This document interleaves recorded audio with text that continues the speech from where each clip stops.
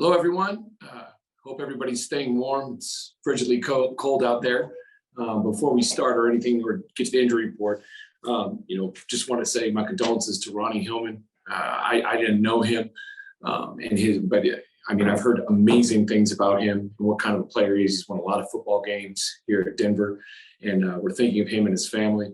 At the age of 31, it's just such a sad, tragic thing, and just want to send out my thoughts and prayers to the entire family.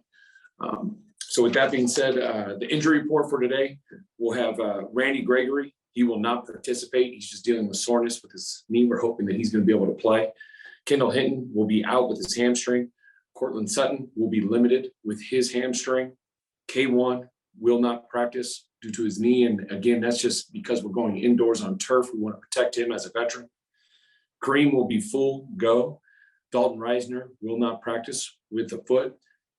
Jacob Bobenmeyer, he'll be full. Latavius will not practice due to some soreness and all that good stuff. And we're going into the turf, same type of deal. We've officially put Tom Compton. He is on injured reserve. His season is over for the year. All right, guys. Parker, start us off. Nate, with Dalton and the foot injury popping up, obviously he's had a bunch of stuff going on. What's the level of concern there? We're being cautious right now. We want to take it day to day. We're hoping that he's going to be good to go and ready to rock, but we just want to be smart with him, especially because we're going in on the turf.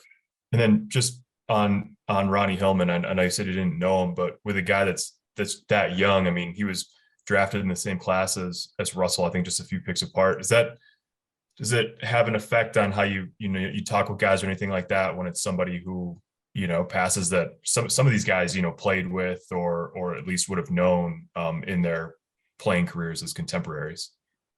No doubt. I mean, this is one of the greatest games in the world. And for me, it's always been about relationships and getting to know people, because these guys have to go out there, they have to perform. There's always adversity people have to go through. But in the end, they're people, and they're people that you care about, that have people that care about them. And it's such a tragic thing. And you have to embrace and be grateful for every single second you have on this earth. And to be able to be part of an organization like the Denver Broncos is something that we're all so grateful for. And you just want to be sure you let everybody know that, because you never know what's going to happen the next day. So that's why you got to take every day and attack it and enjoy it and love it. Eric Dalala, then Troy. Coach, Pat was named to the Pro Bowl last night. So wondering what you thought about being just in his second year and earning an honor like that. And then Justin Simmons, a first alternate. With Pat, we all know how great of a player he is, and he's an even better person. I think it's such a great honor for any player to be selected to the Pro Bowl because of the format, whether it be because it's the fans, it's the players. Those are the priorities. And I think it's just amazing. It's such a compliment to him. But he's proved that on the field with everything he's done and how he handles himself off the field, everything. And I just think it's awesome. It's such a great deal for him now. I think with great players, you want to get those wins. And there's more guys that we have on this team. We got to win more games to get more guys on the Pro Bowl. But Justin Simmons is another guy. I mean, for him to be a first alternate, I think is incredible, especially for how many games he missed. He's been playing at a high level. And I think if he would have gotten all those games in, I believe he would have been there. But I'm biased with a lot of the guys on our team, and very happy for Pat and for Justin. Troy, then Nick. Coach, we ask you about your offensive third down issues a lot, but defensively, you ranked first in the league in third down, preventing third downs. What do you see from your own defense that's made it so successful on third down? It starts with their communication. The way that they're able to communicate, I give so much credit to the coaches, being able to game plan for all the different things they're going to see, communicating that to the players, and the players getting on the field, and with all the different things that is presented to people in the NFL with motions, personnels, shifts, different formations. You have to be on it in the back end and how everybody operates and talks. So I give so much credit to the coaching staff, Ejero, that whole group, and then the ability for the players to then take that to the field has been great. And then to be able to get a pass rush is always critical too. If you can rush 4, you've got a better chance to stop on third down. Rush 5, you better get there. So our guys have really worked well together in that situation. As a reminder, everyone, if you have a question, to please raise your hand and you will be added into the queue. We'll go Nick, and then Zach. Now, you talk about guys that would probably be getting more recognition were the wins there. Josie Jewell is probably one of those guys too. Missed a handful of games, but the numbers stack up with a lot of linebackers in the league that have kind of played a full schedule. What has most impressed you about Josie's season? I mean, you've got to look at both those linebackers. I mean, Alex and Josie have played at a very high level. To get to the Pro Bowl, I think you have to win football games. You can see that kind of how guys are selected. Usually the guys that win the most games or the teams that have the most wins typically are the ones that have the most to the Pro Bowl. I think every team has a lot of very good football players. I think Josie is one of them for us. I think he's done a fantastic job, both playing the run. I mean, we saw him get the picks.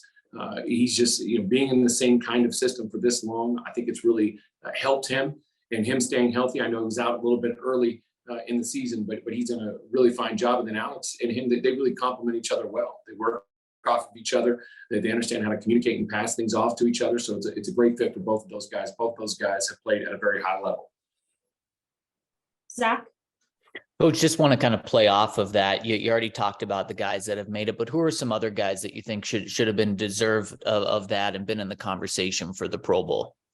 No, I mean, I'm biased, so I think everybody should be considered that. But we got to win more games so that more discussion can happen there. I mean, there's so many guys that have done such a great job for us, and we just got to win some more football games first. As a reminder, if you no longer have a question, please lower your hand. We'll go Parker and then back to Troy.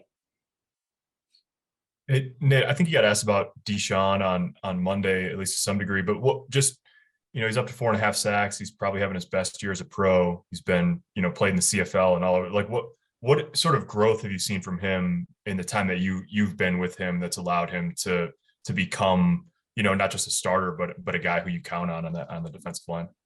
I mean, you hit it. We count on him. We always say there's a couple things you can control, and that's your attitude and your effort. And he's the epitome of that. You watch him when he's rushing. He never stops. A couple of those sacks were second effort sacks for him as the quarterback's moving up. He rounds the corner, is able to get up there and track that quarterback down. I mean, he's been great in the run game. He's done so many different things that a guy that, that's been cut so many times and has had his opportunity, he just takes advantage of every second he has. He loves being here. He's got a great attitude. His effort is off the charts. Whenever there's a ball down the field, he'll turn and run and go attack wherever the ball carrier is. So I think for him, just getting to know him as a person and watching him continually develop and earn that starting spot, and then to be able to keep that thing by continually making plays. I mean, it's just something that's been great to see throughout this whole season for him. Last question, Troy. Coach, I was talking to Alex Singleton yesterday in the locker room. He actually coached high school football during COVID year in the spring of 2020 in Thousand Oaks, where he was the defensive coordinator. When you watch him, you think he'd make a good coach? Do you ever watch players and think, that guy's got a future in coaching after they play? Definitely. There are some guys that you can tell are going to have a knack for it. It's a lot different than playing the game, but there's some guys that just love the game and love the grind and can communicate and talk and present and all those things. I think he would be a great coach one day. Coach, thank you so much for your time. Thank you all.